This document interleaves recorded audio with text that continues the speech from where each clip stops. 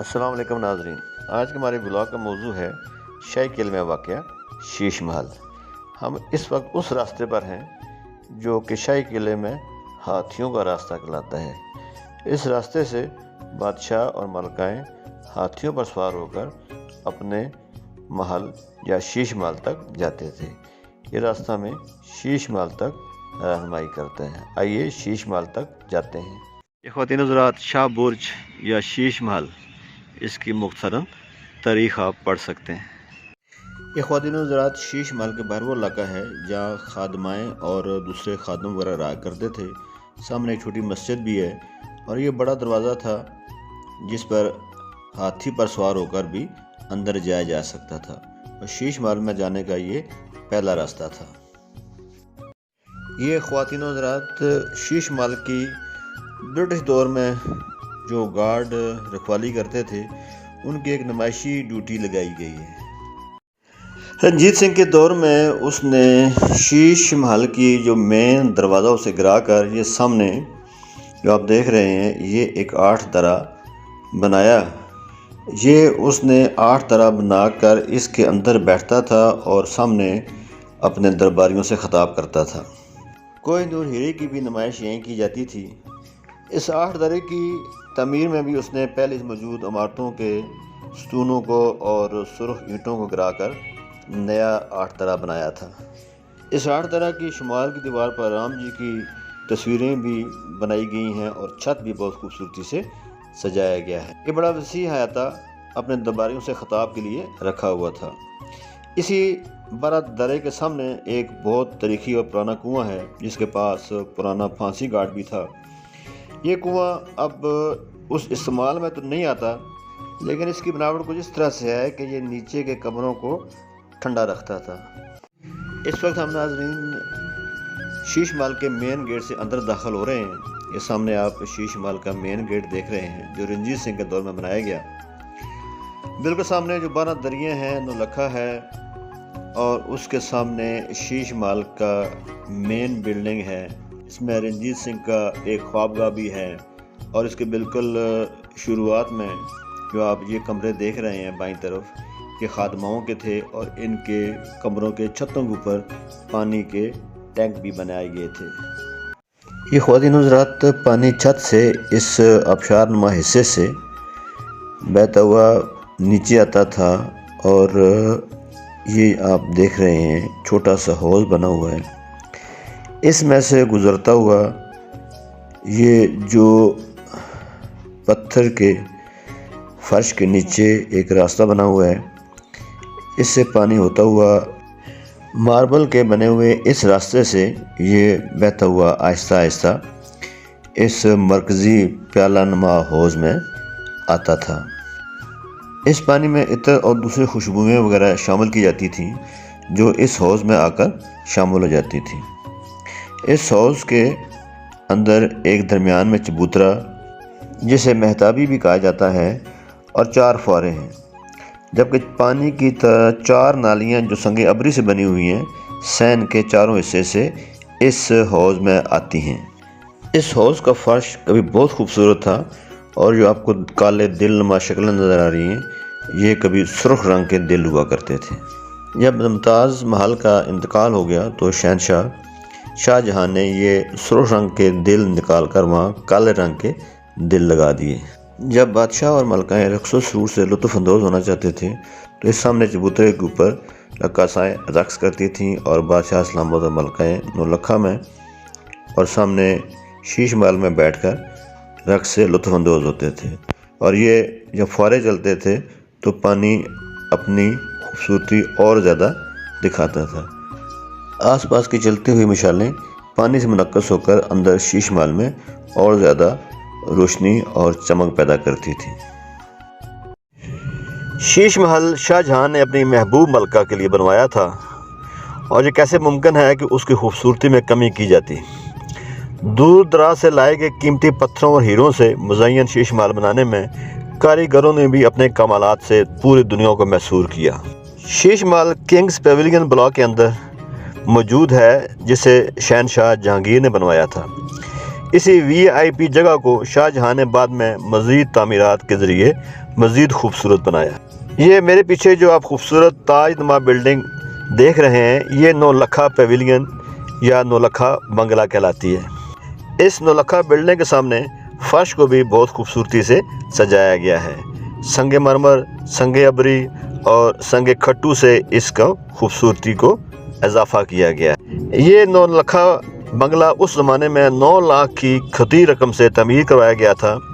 اس میں قیمتی پتھر، فیروزہ، عقیق، سنگ سلیمانی، نیلم وغیرہ سارے پتھر موجود تھے اور فرش کو بھی بہت خوبصورت پتھروں سے سجایا گیا تھا۔ نولکھا بنگلہ کے بیک سائڈ پر بہت خوبصورت باریک ماربل کی جالیوں کا کام کیا گیا تھا اور یہ جھروکے دور دراز راوی کو نظارہ کرنے کے لیے استعمال ہوتے تھے۔ ملکہ یا دوسرے لوگ یہاں بیٹھتے تھے اور سامنے موسیقی سے اور رقص و سرور سے بھی محظوظ ہوتے تھے۔ اس بنگلے کے اندر ستونوں پر، دیواروں کے اوپر جہاں بہت قیمتی پتھر لگائے گئے تھے، وہاں سونے کے ورق اور سونے کے پانی سے اس اندرونی حصے کو مزید سنوارا گیا تھا۔ بیرونی سطح پر باریک جالیوں کا کام کیا گیا ہے جو ماربل کے اوپر بہت ہی نفیس کام ہے۔ ان جالیوں سے، جھروکوں سے باہر دریا کا نظارہ کیا جاتا تھا جو اس وقت اس کے پاس سے ہی گزرتا تھا۔ پیویلین کا بیرونی دیوار کے اوپر سے اس کا نظارہ ہے۔ نولکھا پیویلین دیکھنے کے لیے جب باہر کھڑے ہوتے ہیں تو یہ سامنے پہلے آپ کو سمر پیلس کی بلڈنگ نظر آتی ہے، اس کے ٹاپ پر آپ کو نولکھا عمارت نظر آئے گی۔ اس نولکھا بنگلے کی قیمت کا اندازہ آپ ایسے لگا سکتے ہیں کہ پوری بادشاہی مسجد کو تعمیر کرنے کے لیے صرف 7 لاکھ روپے خرچ ہوئے تھے، جبکہ اس ایک بنگلے کے لیے 9 لاکھ خرچ کیے گئے۔ بہت خوبصورت پتھروں کے اوپر قیمتی پتھروں سے کام کیا گیا تھا جو رنجیت سنگھ کے دور میں اس کو بہت زیادہ نقصان پہنچایا گیا اور بعد میں بھی لوگوں نے اس میں سے قیمتی پتھر خرچ کر بلڈنگ کو بہت نقصان پہنچایا۔ یہ خواتین حضرات، جو بائیں طرف آپ کو 3 دروں والا چھوٹا کمرہ نظر آ رہا ہے، یہ ملکہ کا سنگار ہاؤس تھا اور سامنے پرفیوم روم تھا۔ یہ شیش محل کی مین بلڈنگ ہے اور اس کے دائیں طرف جو آپ کو کمرے نظر آ رہے ہیں، سامنے 3 دروں والا حمام تھا اور اس کے اوپر جو سرخ اینٹوں والا یہ رنجیت سنگھ کا حرم تھا۔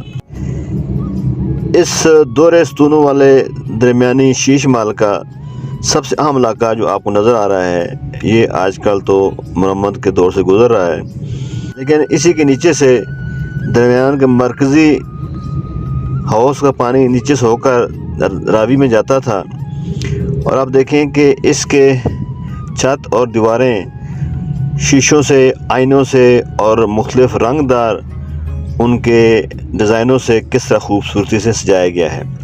فرش بھی اپنی مثال آپ ہے، اس پر بھی سفید ماربل، سنگ کھٹو اور سنگ اسود یعنی سنگ موسیٰ سے سجایا گیا ہے۔ شیش محل کنگز پیویلین بلاک کے اندر موجود یہ حصہ شہنشاہ جہانگیر نے بنوایا تھا۔ اس چیمبر کو خصوصی طور پر شہنشاہ کے روزمرہ کے معمولات کے طور پر اور نجی کونسل کے اجلاسوں کے طور پر استعمال کیا جاتا تھا۔ سنگ مرمر کے باریک جالیوں کے جھروکوں کے پیچھے دور دور تک جو فصیلیں نظر آتی ہیں، اس کے پار دریا راوی بہتا تھا اور یہ اس علاقے کی خوبصورتی کو بڑھاتا تھا۔ اس وی آئی پی جگہ کو شاہ جہان نے بعد میں مزید خوبصورت بنایا تھا۔ یہ شیش محل کا سب سے خوبصورت ہال ہے جس کی دیواروں پر بھی اور چھتوں پر بھی بہت خوبصورت رنگ دار شیشوں کا استعمال کیا گیا ہے۔ جب اندر جلتے ہوئی مشعلیں جلتی تھیں تو ان کی روشنی میں یہ شیشے اور بھی جگمگاتے تھے اور پورا ہال جگمگ جگمگ کر اٹھتا تھا۔ اس سب سے اہم کمرے میں یا ہال میں شہنشاہ روزمرہ کی معمولات کے طور پر بھی اور نجی کونسلوں کے اجلاس کے طور پر بھی استعمال کرتے تھے اور یہ سب سے وی آئی پی جگہ تھی جو بادشاہ استعمال کرتے تھے۔ شیش محل کی تعمیر کاریگروں کی فنکاری کا ایک سب سے بہترین مثال ہے۔ دیواروں پر نقش و نگار بنائے گئے ہیں اور ان نقش و نگار کو اگر آپ دیکھیں تو بہت خوبصورت سونے کے پانی سے، سونے کے ورقوں سے سجایا گیا تھا۔ آپ دیکھیں کہ ان کے اوپر یہ سونے کا کام ابھی تک آپ کو نظر آ رہا ہے۔ تصاویر کے اوپر چمکدار سونے کا پانی چھڑا کر خوبصورتی کو بڑھایا گیا تھا۔ یہاں شیشے کا استعمال کیا گیا ہے، وہاں اس طرح سے سونے کے ورق اور سونے کے پانی کا بھی بہت استعمال کیا گیا ہے۔ ان हलाली महराबों के ऊपर भी बहुत खूबसूरत सोने का काम किया गया था और छतों पर और दीवारों पर शीशों का काम किया गया था। सारा शीश महल आपको नज़र आता है। अगर आप गौर से देखें तो इन दो रेस्तूनों के बुनियादों पर भी बहुत खूबसूरत पत्थर लगाए गए थे, जो वक्त के साथ साथ ये निकाल लिए गए और इसको नुकसान पहुंचाया गया। लेकिन अब भी इनकी मरम्मत का काम जारी है। लेकिन ये अपने वक्त में फ़न तामीर का एक शाहकार था और दुनिया के खूबसूरत तरीन महलात में से शीश महल का शुमार होता है। बादशाहों का हुस्न ज़ौक़ और कारीगरों के कमाल का सबूत है। शीश महल का वो इलाका जो बादशाह अपने निजी इजलासों के लिए इस्तेमाल करते थे, उसके बाईं तरफ मलका की ख्वाबगाह है। ये ख्वाबगाह अगर गौर करें तो बहुत ही खूबसूरत शीशों से इसका छत आरास्ता किया गया है। जब रोशनी जलती थी तो तमाम छत ऐसे जगमगा उठता था जैसे आसमान पर सितारे। इसी मरकज़ी कमरे के दूसरी तरफ डाइनिंग हॉल भी था।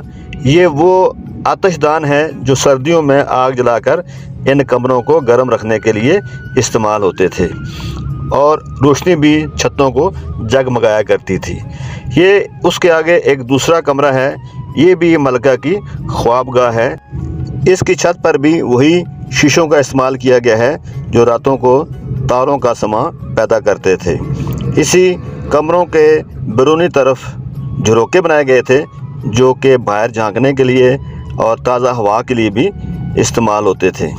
दूसरे कमरों में भी आतिशदान वैसे के वैसे ही मौजूद हैं जो कमरों को गर्म रखने में इस्तेमाल होते थे। इन आतिशदानों की चिमनियाँ छत पर जाती थीं।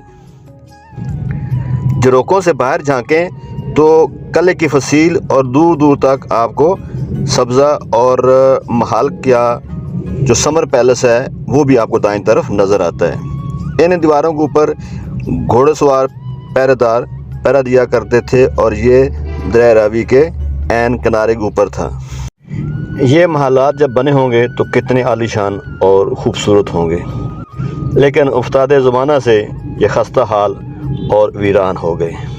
और शाहजहां ने जिस मलका के लिए ये महलात बनाए वो उनके देखने से पहले ही वफ़ात पा गई।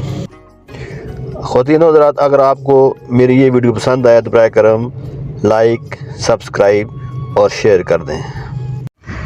शीश महल की छत से आप नज़ारा कर रहे हैं शीश महल की इमारत का, शाही किले का और उसके साथ साथ बादशाही मस्जिद का, महाराजा रणजीत सिंह की समाधि का, गुरु अर्जन देव सिंह की गुरुद्वारे का और साथ ही मीनार पाकिस्तान और ग्रेटर इकबाल पार्क का।